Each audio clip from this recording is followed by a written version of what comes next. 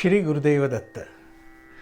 मित्रांनो, आपण दत्त बावनीच्या ट्रेनमध्ये बसलेलो आहे आणि आपला प्रवास चालू आहे आणि या प्रवासामधला एक महत्त्वाचा मेजर टप्पा आपण पार केलेला आहे. कुठला? अर्थात महाप्रभू भगवान श्री दत्तात्रेय यांच्या लीला आणि त्यांचं चरित्र आपण पहिल्या 18 ओव्यांमध्ये किंवा श्लोकांमध्ये पाहिलेलं आहे. आणि ह्या टप्प्याचा जो पहिला प्रवास आहे, अर्थात भगवान महाप्रभू दत्तात्रेयांचं चरित्र, त्याचा कालखंड हा किती मोठा, हे काळाच्या परिप्रेक्षामध्ये सांगणं अशक्य आहे मित्रांनो. It's almost impossible to quantify how long Bhagwan Dattatreya stayed on earth. खूप मोठा कालखंड आहे मित्रांनो. युग ही फारच व्यापक, खूपच मोठी संकल्पना आहे. किती हजार वर्षांचा कालखंड एका युगामध्ये येतो, याचे कुठेही रेफरन्सेस नाही आहेत, संदर्भ नाही आहेत. हां, पण एक मात्र जेव्हा दत्त महात्म्य आपण वाचतो तेव्हा एक लक्षात येतं की यातला बराचसा कालखंड जो आहे तो सत्ययुगानंतर जे युग येतं, कुठलं? त्रेतायुग. त्या त्रेतायुगाचा मेजर कालखंड आहे. मग तिकडे सहस्त्रार्जुन आहे, भगवान श्री परशुराम आहे आणि बाकी यदुराज आणि आयुराजाच्या ज्या गोष्टी आहेत. तर मला विचाराल तर माझ्या तर्काप्रमाणे त्रेतायुगाचा जो कालखंड आहे तो याच्यामध्ये बहुतांशी कव्हर केलेला आहे.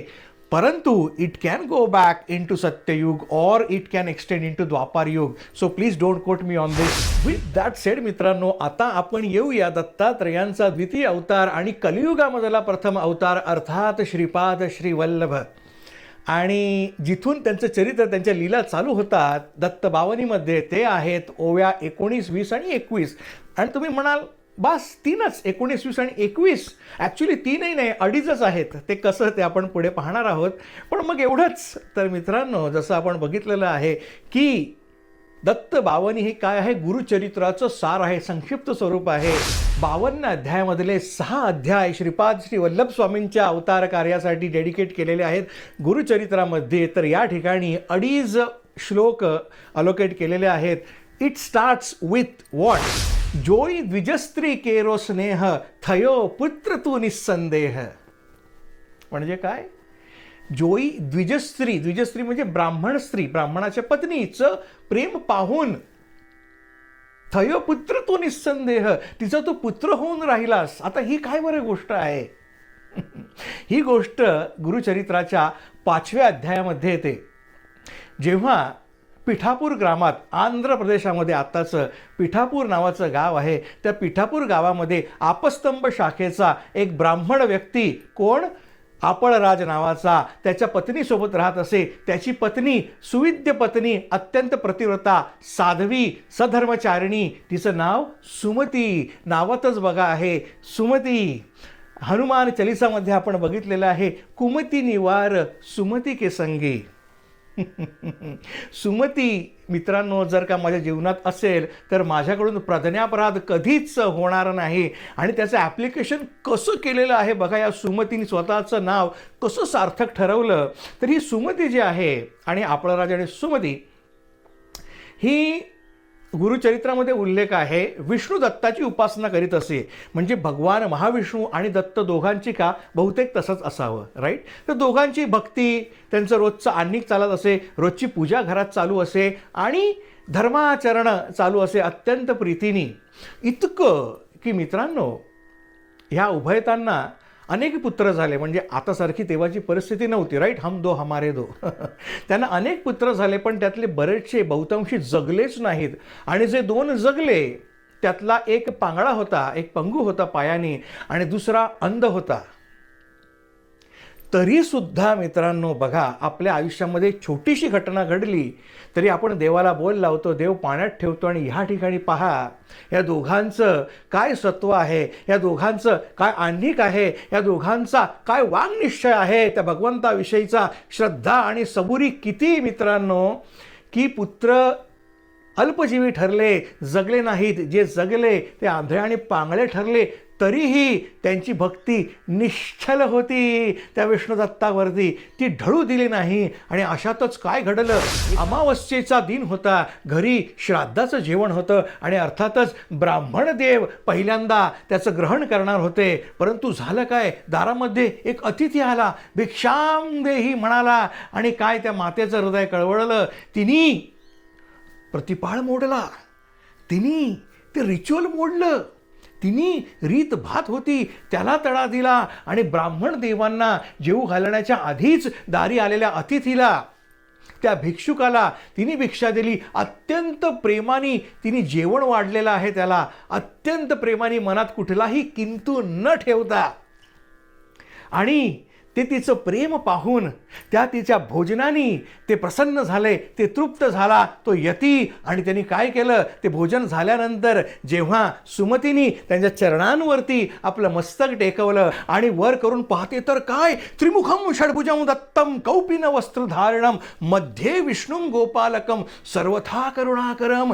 3 मुखांचं त्या दत्तगुरूंचं दर्शन तिला झालं आणि वाटलं अरे हे काय मी पाहते, हे बरोबर आहे का, बघते तर अरे खरंच की, अरे हे काय, म्हणून परत चरणांवरती डोकं ठेवलं आणि वर उभं राहून पाहते तर काय, परत तो यतीपूर्वीचा तो अतिथी भिक्षाम देही म्हणणारा तोच अतिथी. पण तिला कळून चुकलं की हा साधा अतिथी नाही आहे, अतिथी वेश धारण करून साक्षात परब्रह्म दत्तगुरू माझ्याकडे आलेले आहेत अतिथी वेशामध्ये, आणि मी माझ्या भोजनाने त्यांना तृप्त केलेलं आहे. आणि आता पाहते तर काय काय म्हणतायत ते म्हणता आहेत, माते अगं माग, तुला काय हवंय, तुला मी काय देऊ, तुझ्या मनाची काय इच्छा आहे माते, अगं माग, निसंकोचपणे माग. आणि तेव्हा त्या सुमतीने त्यांची अत्यंत मनोभावे स्तुती केली. अरे साक्षात आपलं आराध्य आपल्याकडे आलंच नाही नुसतं, तर आपल्या हातून अन्न ग्रहण केलेलं आहे. आहा हा हा, कोण आनंद झाला त्या माऊलीला.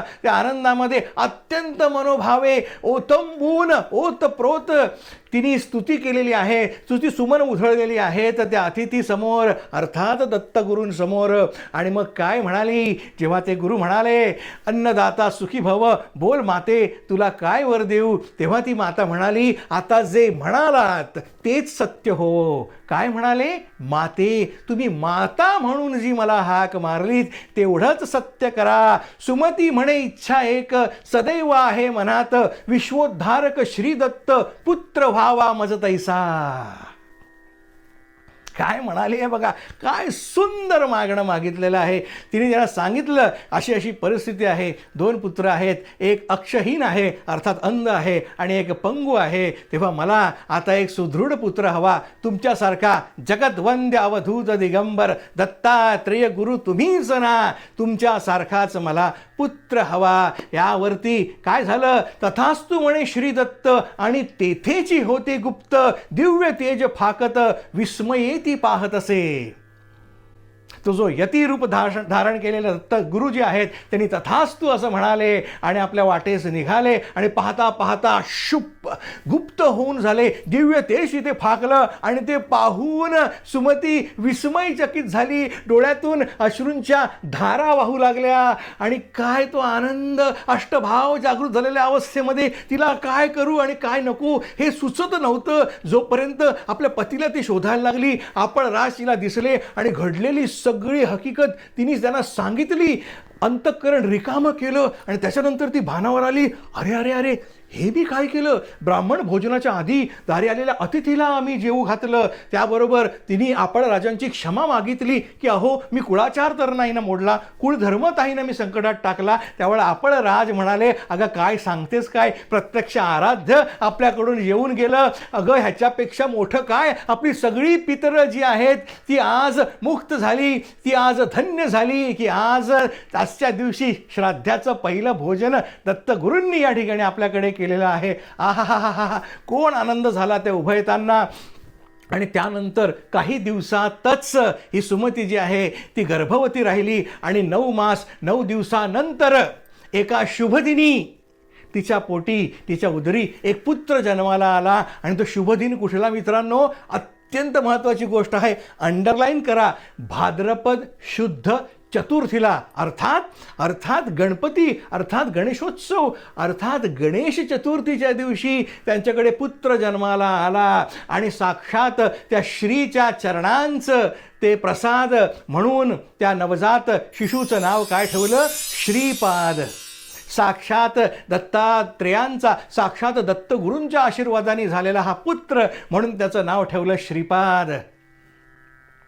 वयाच्या 7व्या वर्षी त्या श्रीपादाची मुंज झाली आणि त्यानंतर काय सगळे वेदमुखोद्गत सगळी शास्त्र अशी जरा जरा त्याच्या मुखातून स्त्रवत होऊ लागली, पाझरू लागली. ते सगळं पाहून सगळेजण आश्चर्यचकित झाले आणि हळूहळू हा श्रीपाद वाढत गेला. जेव्हा 16 वर्षाचा झाला तेव्हा ते म्हणाले, अरे आता ह्याला विवाहबद्ध करायला हवं. आणि हा विषय जेव्हा त्यांनी श्रीपादाजवळ काढला तेव्हा श्रीपादाचं प्रतिक्रिया ऐकून सुमती जी आहे ती मूर्छित होऊन पडली. कारण श्रीपाद म्हणाले, माते अगं मी यती आहे, मी ब्रह्मचारी आहे, मला नारी नाही, मला एकच प्रिय आहे. काय प्रिय आहे? मला श्रेय प्रिय आहे. श्रेय म्हणजे काय? श्रेय म्हणजे परमार्थ, प्रपंच नव्हे.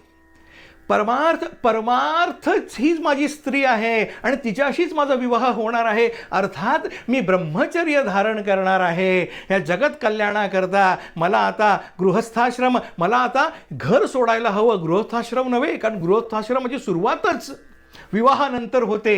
ह्यांचं फक्त मौजी बंधन झालेलं होतं. अर्थात सगळ्यात पहिला आश्रम कुठला? ब्रह्मचर्याश्रम. अर्थात किशोरवयीन असतानाच त्या 16 वर्षाच्या श्रीपादाने आपली इच्छा प्रकट केली की काय? श्रिया, मी श्रिया वल्लभ आहे. आपण बघतो जानकी वल्लभ कोण? राजस राम. रुक्मिणी वल्लभ तो श्रीकृष्ण. तसं श्रियावल्लभ अर्थात केवळ परमार्थाचीच कामना असलेला तो कोण? श्रियावल्लभ अर्थात श्रीवल्लभ अर्थात श्रीपाद श्रीवल्लभ अशी त्यांना नामावली मिळाली आणि ती त्यांच्या नावाला चिकटली. 16व्या वर्षी जेव्हा त्यांनी ब्रह्मचर्याचा आपला मनोनिग्रह जाहीर केला तेव्हा तो श्रीपाद न राहता श्रीपाद श्रीवल्लभ झाला. आणि हे ऐकल्यानंतर ती माता जी आपल्या पुत्रावरती विसंबून होती ती मूर्छित होऊन पडली. परंतु तिला त्या यतीचे शब्द आठवले होते की हा तुला दिव्य पुत्र मात्र होईल, पण तो जास्त काळ तुझ्याबरोबर राहणार नाही. हे तिला शब्द आठवले आणि सत्याचा हा कडू घोट ती प्याली. परंतु अत्यंत प्रांजळपणे तिने आपली एक प्रापंचिक व्यथा आपल्या त्या पुत्रासोबत मांडली. लौकिक जी अर्थाने तो पुत्र, पण पारलौकिक अर्थाने साक्षात परमात्मा, साक्षात दत्तात्रेयांचा अवतार असलेला तो श्रीपाद श्रीवल्लभ त्याला म्हणाले, अरे अरे अरे अरे पुत्रा, तुझ्याकडे मी आमचा म्हातारपणीचा सहारा म्हणून पाहत होती. आता कसं बरं होणार आमचं? हे 2 पुत्र तुझी भावंड तू बघतो आहेस, एक अक्षहीन आहे, एक पंगू आहे. आपल्या मातेची व्यथा ऐकून त्या 16 वर्षाच्या श्रीपादाने आपल्या दोन्ही भावंडांकडे कृपालोचनांनी पाहिलं, कृपादृष्टीने पाहिलं आणि काय आश्चर्य! जे अक्षहीन होता त्याला डोळे, त्याला दृष्टी प्राप्त झाली, दिसू लागलं. आणि जो पादहीन होता, जो पंगू होता, त्याला पाय फुटला. आणि हे सगळं आश्चर्य पाहून समस्त पिठापूर ग्रामवासीय जे आहेत ते आश्चर्यचकित झाले. अरे अरे अरे, काय हा मोठा चमत्कार! आणि हेच नाही तर ह्याच्या पुढे श्रीपाद श्रीवल्लभ म्हणाले, आई काही काळजी करू नकोस, आता ही माझी भावंड शतायुषी होतील, त्यांना पुत्र आणि पुत्री दोन्ही, त्यांना कन्यारत्न आणि पुत्ररत्न प्राप्त होतील आणि प्रापंचिक सुद्धा ते एक सुखी आयुष्य जगतील, सधन आयुष्य जगतील. कुठली प्रापंचिक व्यथा त्यांना राहणार नाही. आणि हे सगळं तुम्ही दोघंही उभय आपल्या डोळ्यांनी पाहाल, तुमच्या हयातीमध्ये तुम्हाला हे सगळं पाहायला मिळणार आहे. अशा आशीर्वाद, असा कृपाशीर्वाद दिल्यानंतर श्रीपाद जे आहेत त्यांनी उत्तरेकडे आपली मार्गक्रमणा केली. ते लुप्त झाले आणि जे झाले ते झालेच मित्रांनो. त्यांनी जे पिठापूर सोडलं ते सोडलं. यानंतर ते हिमालयात गेले, बद्री केदारला गेले, नारायणाचं दर्शन घेतलं. तिथून मग ते कुठे आले? महाराष्ट्रामध्ये आले, गोकर्ण क्षेत्रामध्ये आले, महाबळेश्वर क्षेत्रामध्ये आले आणि तिथून अंती कुरवपुरामध्ये अर्थात कर्नाटकामध्ये स्थायिक झाले आणि तिथे त्यांनी अनंत लीला केल्या. तर मित्रांनो, इथे काय आपलं संपतो एक श्लोक कुठला? जोई द्विजस्त्री केरो स्नेह, थयो पुत्र तू निस्संदेह, स्मर्तृगामी कलितार कृपाळ, तार्यो धोबी छेक गमार. स्मर्तृगामी म्हणजे काय? स्मरण केल्या केल्या तुला प्राप्त करता येतं. स्मरण केल्या केल्या तू सत्वर धावून येतोस, असं दैवत आहे. मोठी तपश्चर्या करायची आहे का तुला प्राप्त करण्याकरता? तर नाही. स्मर्तृगामी कशा करता? कलितार कृपाळ. या कलिकाळामध्ये तारणहार असा तू एकच आहेस. आणि मग या कलिपुरुषापासून, या कलिकाळाच्या जे भीषण त्याचे जे काही फोर्सेस आहेत त्या फोर्सेसपासून मला अलिप्त ठेवण्याकरता मी नुसतं स्मरण केलं तरी तू धावून येतोस आणि त्या कलीच्या पाशापासून मला सोडवतोस. असा तू माझा तारणहार आहेस आणि कसा आहेस, कृपाळू आहेस. आपण पहिलंच पाहिलेलं आहे, जय योगीश्वर दत्त दयाळ. हा दयाळू आणि हा कृपाळू जो दत्तात्रेय आहे तो आता श्रीपाद श्री वल्लभ म्हणून आलेला आहे. आणि त्यांनी या कुरवपुरामध्ये पुढे काय लीला केली, तार्यो धोबी छेक गमार. एका गवार अशा धोब्याला तू तारलेला आहेस. कसं, ती गोष्ट आपण पुढच्या एपिसोडमध्ये बघूया. आता इथेच थांबतो. अवधूत चिंतन. श्री गुरुदेव दत्त.